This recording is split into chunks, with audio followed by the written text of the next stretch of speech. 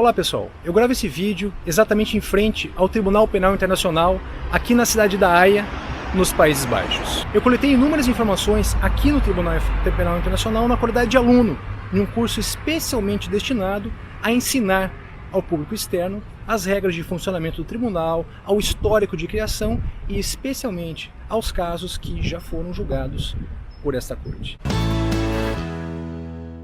O Tribunal Penal Internacional ele entrou em funcionamento no ano de 2002, justamente quando pelo menos 60 países ratificaram a adesão ao Estatuto de Roma, um tratado internacional que cria essa corte internacional com jurisdição permanente para julgar crimes de altíssima gravidade contra os direitos humanos. Hoje em dia, no momento que gravo esse vídeo, já são mais de 120 países os signatários e aqueles que aderiram ao Estatuto de Roma, e justamente por isso são mais de 120 países, 120 nações, mais de 120 soberanias que aceitam a jurisdição do Tribunal Penal Internacional. Uma jurisdição complementar, uma jurisdição altamente diferenciada, que entre diversas características, talvez a que mais nos impacte, já que somos de matriz civil law, é o fato de a jurisdição aqui no tribunal ser um híbrido, que mistura tanto civil law como common law. O Tribunal Penal Internacional, ele é um tribunal absolutamente sui generis. Isso porque ele é composto por juízes e juízes de várias nacionalidades. Então você já tem, primeiro, a diversidade cultural, em termos jurídicos especificamente.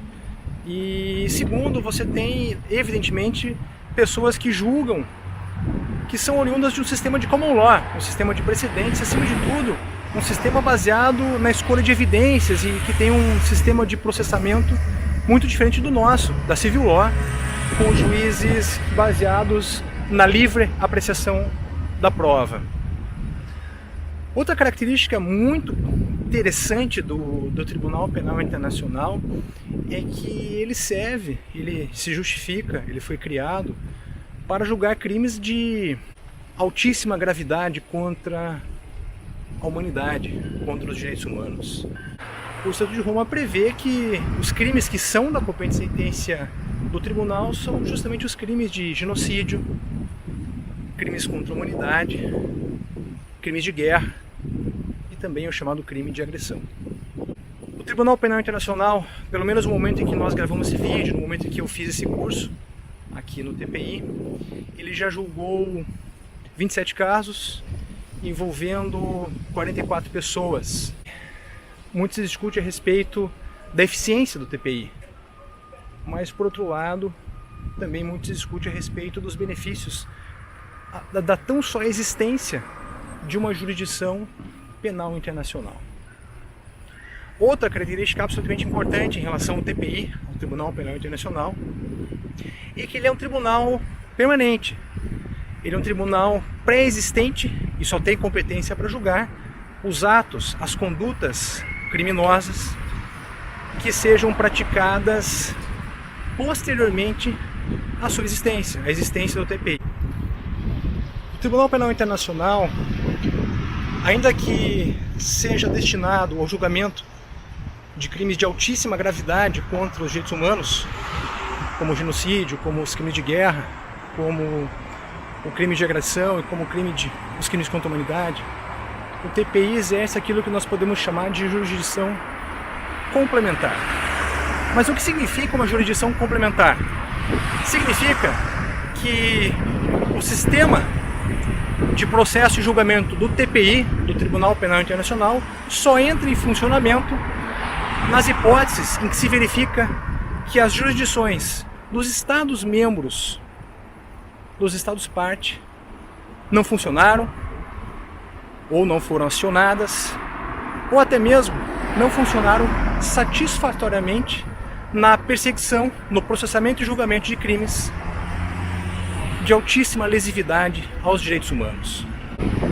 Então, um dos princípios basilares de funcionamento do Tribunal Penal Internacional é o princípio da complementaridade. O TPI, em resumo, só entra em ação, só é acionado caso os sistemas nacionais não funcionem no adequado processamento e julgamento dos crimes praticados contra direitos humanos, exatamente nos crimes de genocídio, terrorismo, crimes contra a humanidade e crime de agressão.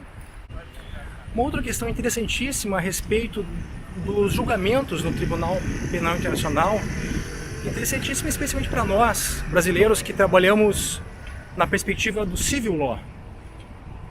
E o civil law tem uma influência muito interessante quando nós falamos em prova.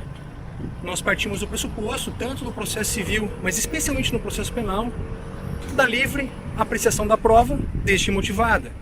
E essa motivação, para nós, ela é precisamente exigida em termos verticais, de verticalidade do uso da prova e de valoração dessa prova na sentença.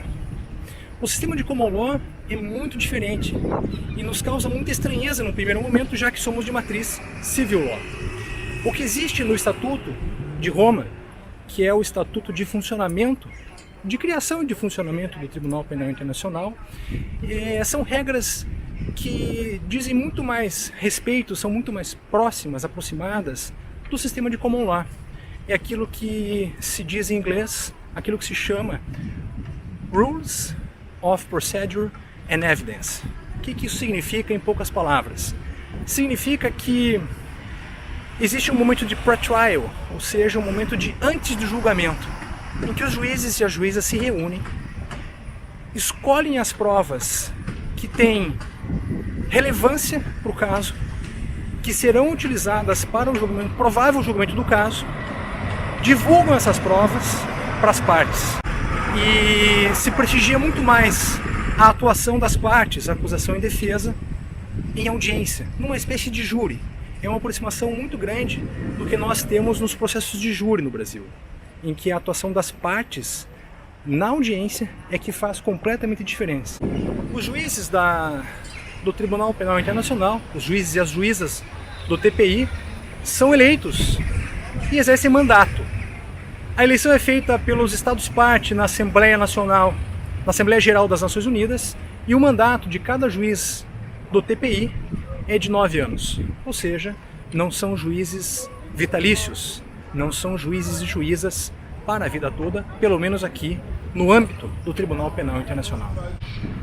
No que diz respeito especificamente à jurisdição do Tribunal Penal Internacional em relação ao Brasil, a pessoas, cidadãos e cidadãs brasileiros, é importante destacar o seguinte: o tratado foi devidamente incorporado ao nosso sistema jurídico, foi assinado pela nossa chefia de Estado ou representantes plenipotenciários.